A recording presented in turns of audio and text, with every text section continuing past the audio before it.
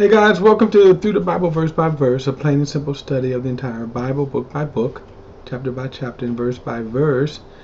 We are in 2 Kings chapter 14. We're going to do chapter 14 and 15 and kind of moving on. We're not going to spend too much time on the kings of Judah because we will spend more time when we get the Chronicles. So that's why I'm kind of able to move a little faster through these couple of chapters here.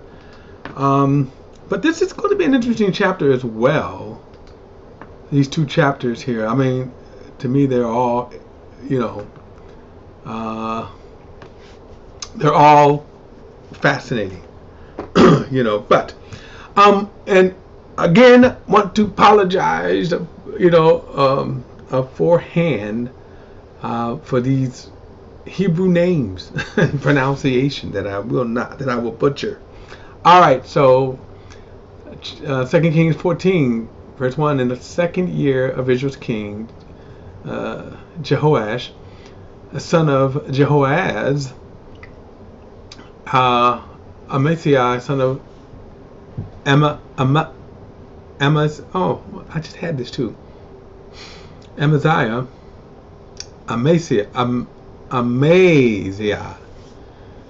You know what? I'm going to do something that I don't do normally here. You guys may hear this. Amaziah. Okay, so that's what it is. I'll put it on the thing. Amaziah. All right, I just can let it bother me. All right, so Amaziah, son of Joash, became king of Judah. I won't do that often either. But this little sound effect on the computer here. All right, I digress for sure. Verse 2. He was 25 years old and he became king, and he reigned 29 years in Jerusalem. His mother's name was Jehoadan, and was from Jerusalem. He did what was right in the Lord's sight, but not like his ancestor David. He did everything his father Joash had done. Yet the high places were not taken away, and the people continued sacrificing and burning incense on the high places. So we see that this is a constant, again, plague from both kingdoms. Verse 5, and as soon as the kingdom was firmly in his grasp, Amaziah killed his servants who had murdered his father, the king. However, he did not put the children of the murderers to death, as it is written in the book of the law of Moses, where the Lord commanded fathers must not be put to death because of the children, and the children must not be put to death because of the fathers. Instead, each one will be put to death for his own sin. Now, it is interesting here. Remember, his father Joash was murdered before him in a conspiracy. And then he puts this little thought in that not the children. Now, that's not, if you kind of go back in a few chapters, remember Athaliah, Jezebel certainly didn't obey this command and killed all of the children. Verse 7, Amaziah killed 10,000 Edomites in the valley of Salt. He took Selah in battle and called it Joktheel, which is its name to this very day. Amaziah then sent messengers to Jehoash, son of Joahaz, son of Jehu, king of Israel, saying, "Come, let us meet face to face." Now, this is always kind of amazing. We have a couple of kings who have done this. Amaziah was, for the most part, a good king, but pride. Okay, that's all I can say is pride. Verse 9. King Joash of Israel sent word to Amaziah, king of Judah, saying that the thistle that was in Lebanon once sent a message to the cedar that was in Lebanon, saying, "Give your daughter to my son as wife." Then a wild animal that was in Lebanon passed by and trampled the thistle. You have indeed defeated Edom, and you have become overconfident. Enjoy your glory and stay home. Why should you stir up such trouble that you fall, you and Judah with you? Now, what is amazing here is this king is telling them, look, you've been doing good, You had some victories, but now you're overconfident. Don't pick a fight here. There's no fight. Stay home. But Amaziah would not listen. So King Joash of Israel advanced. He and King Amaziah of Judah faced off at Beth Shemesh, that belongs to Judah, and Judah was routed before Israel, and everyone fled to his own tent. King Joash of Israel captured Judah's king Amaziah, son of Joash, son of Ahaziah, at Beth Shemesh. Then Joash went to Jerusalem and broke down 200 yards of Jerusalem wall from Ephraim gate to the corner gate. He took all the gold, the silver, and the articles found in the Lord's temple and the treasuries of the king's palace and some hostages, and he returned to Samaria. Kind of interesting that the king of Israel would break the wall of Jerusalem and raid the temple. I mean, even though there were two nations, this was still God's temple. Just kind of a note there. The rest of the events of Jehoash's reign, along with his accomplishments, his might, and how he waged war against Amaziah, king of Judah, are written in historical records of the king of Israel's kings. Jehoash rested with his father, and he was buried in Samaria with the king of Israel. His son Jeroboam became king in this place. Judah's king Amaziah, son of Joash, lived 15 years after the death of Israel's king Joash, son of Jehoash. The rest of the events of Amaziah's reign, Amaziah's reign, are written in historical records of Judah's king. A conspiracy was formed against him in Jerusalem, and he fled to Lachish. However, men were sent after him to Lachish, and there they put him to death, and they carried him back on horses. He was buried in Jerusalem with his father in the city of David.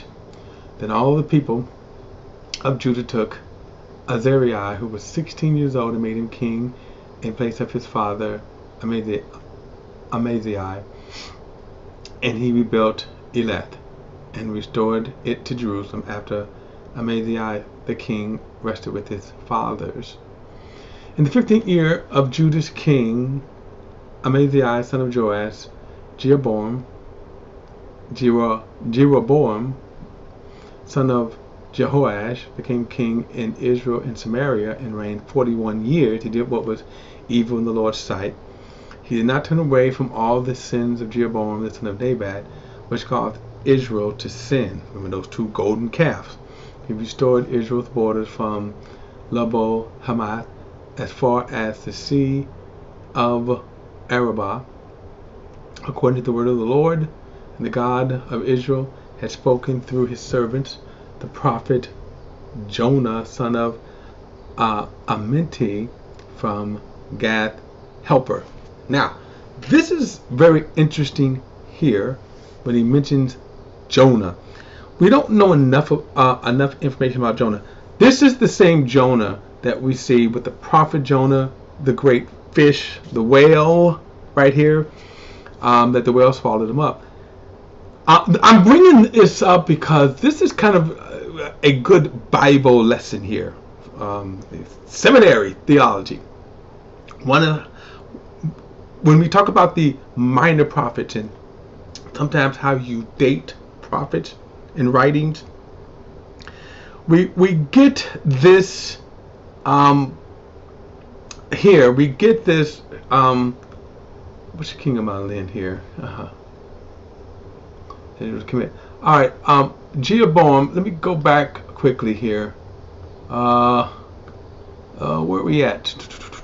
Jeroboam. Am I the king of Judah? The king? Oh, do I? No. Let me go back. I just want to give you a timeline here. That's just this one right here. I just want to find you right here, Jeroboam, right at the timeline.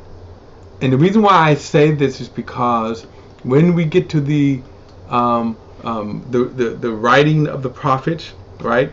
When we get to that section, and then we come upon what's called the minor prophets. You get a bigger picture, and obviously I get more into it when we talk about it then. But the fact that he mentions Jonah, this is to me a good way of locating the time. I'll get to this later because he's right around the time of Isaiah, but I'll get to that. Okay. So this is just interesting here. His servant, the prophet Jonah, the son of Amittai from Gath Hefer. First, for the Lord saw that the affliction of Israel was very bitter. There was no one to help Israel, neither bond nor free. However, the Lord had not said he would blot out the name of Israel under heaven. So he delivered them by the hand of Jeroboam, son of Jehoash. The rest of the events of Jeroboam's reign, along with all his accomplishments and the power he had to wage war, and how he had recovered for Israel Damascus and Hamath, which had belonged to Judah, are written in the historical records of the king of Israel. Jeroboam rested with his fathers, and the king of Israel, his son Zechariah, became king in his place. Again, I like these kind of information that we get right here. Also, like I say, to throw in a timeline too. This is, by the way, how you also can tell that Jonah was a true prophet, because he's mentioned. When another prophet mentions another prophet, that validates that ministry. All right, chapter 15. In the 27th year of Israel's king Jeroboam, Azariah, son of Amaziah, became king of Judah. He was 16 years old. He became king, and he reigned for 52 years in Jerusalem. His mother's name was Jecoliah, who was from Jerusalem. Again, I'm going to butcher these names. Apologies aforehand. Azariah did what was right in the Lord's sight, just as his father Amaziah had done. Yet the high places were not taken away, and the people continued sacrificing and burning incense on the high places. The Lord afflicted the king, and he had a serious skin disease until the day of his death, meaning leprosy. He lived in a separate house, while Jotham, the king's son, was over the household, governing the people of the land. A dreadful disease during the time. They did not have a cure for it. Leprosy is curable today, but it was such a contagious disease. And notice here that this great king had to live in a separate house, even though he was king.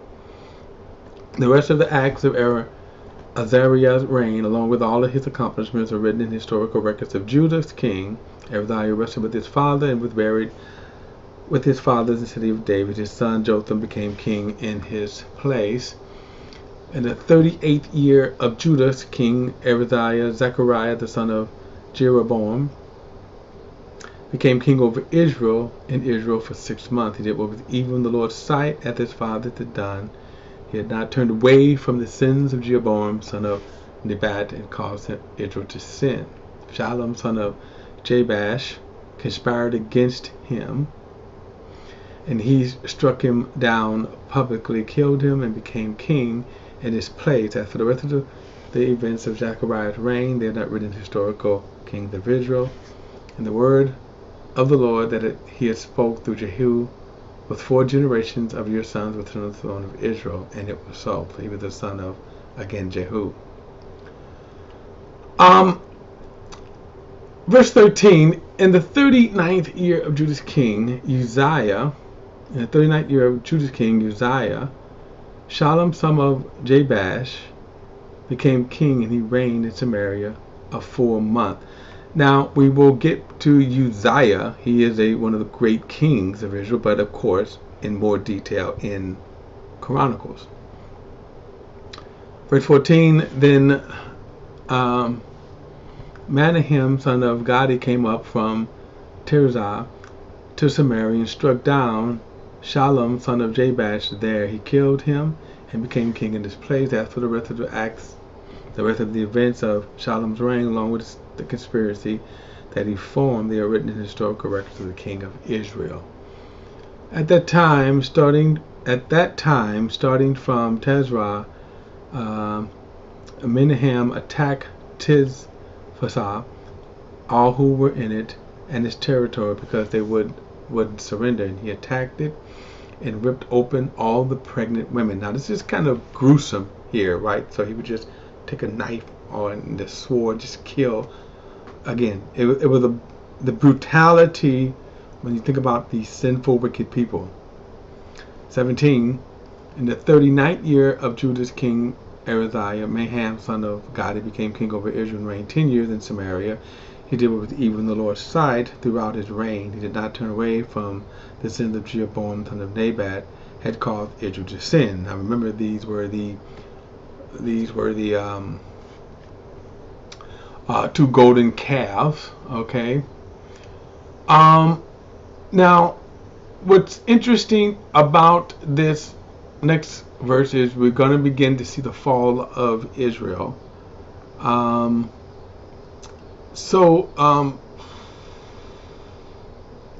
me see if I can find him right quick, because this is something that is interesting. Gadi, where is he at?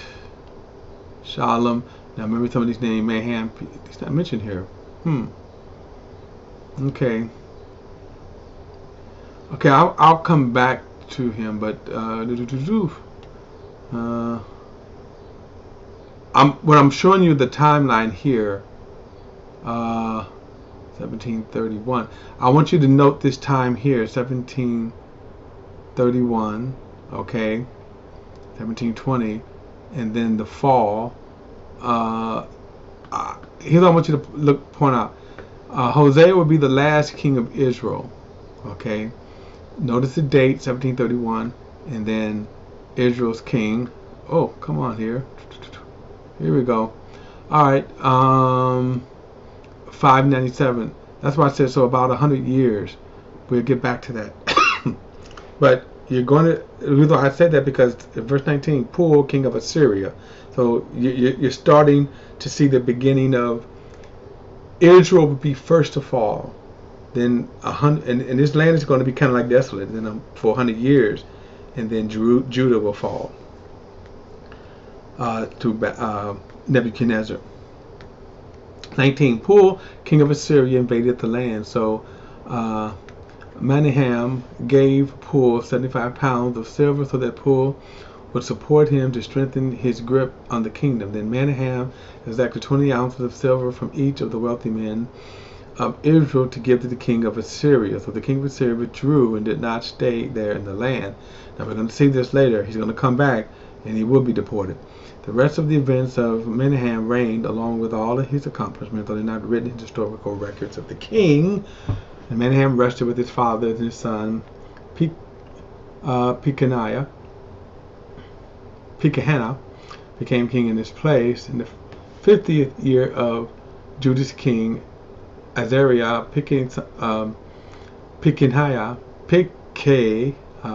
Pekahiah, son of Menahem, became king over Israel and Samaria, and he reigned 2 years. He did what was evil in the Lord's sight, and did not turn away from the sins of Jeroboam, son of Nebat, that caused Israel to commit sins. Then his officers, Pecan, son of Remaliah, conspired against him and struck him down in Samaria at the citadel of the king's palace, as well as Argob and Arib. There were 50 Gileadite men with Pecan, and he killed Pekaniah and became king in his place. As for the rest of the acts of Pekaniah's reign, along with his accomplishments, are then written in historical records of the king. So again, we kind of see this brutality, this politics, evil politics. Verse 27. In the 52nd year of Judah's king Araziah, Pekah, son of Remaliah, came king over Israel and Samaria, and reigned 20 years. He did what was evil in the Lord's sight. He did not turn away from the sins of Jeroboam, son of Nebat, that caused Israel to commit. In the days of Pekin, king of Israel, Tiglath Pisaler, king of Assyria, came up and captured Aijan. Abel, Beth-Maachah, Jonah, Kazar, Hazar, Gilad, and Gilead, all the land of Naphtali, and deported the people to Assyria. Okay. Then Hosea, son of Eli, organized a conspiracy against Pekah, son of Remaliah, and attacked him and killed him. And he became king in his place in the 20th year of Jotham, son of Uzziah. As for the rest of the events of Pekah's reign, along with all its accomplishments, are they not written in historical records of Israel's king. In the second year of Israel's king Pekah, son of Remaliah, Jotham, son of Uzziah, became king of Judah. He was 25 years old when he became king. He reigned 16 years in Jerusalem. His mother's name was Jerusha, daughter of Zadok. He did what was right in the Lord's sight, just as his father Uzziah had done. Yet the high places were not taken away. The people continued sacrificing burnt offerings, burning incense on the high places. Jotham built up the upper gate of the Lord's temple. The rest of the events of Jotham's reign, along with his accomplishments, they are written in historical records of Judah's king. And then it says, in those days the Lord began sending Rezin, king of Aram, and Pekah, son of Remaliah, against Judah. Jotham rested with his fathers and was buried with his fathers in the city of his ancestors. David, his son, Azaz, became king in his place. So we're seeing here just continual the wickedness of the people. And again, it's just amazing, the wickedness of the people. The sin. Okay. All right, guys. We'll see you in the next study. Don't forget to like and share this video. Subscribe to BP, the Bible Perspective. Hit that subscribe button. And I'll see you in the next study.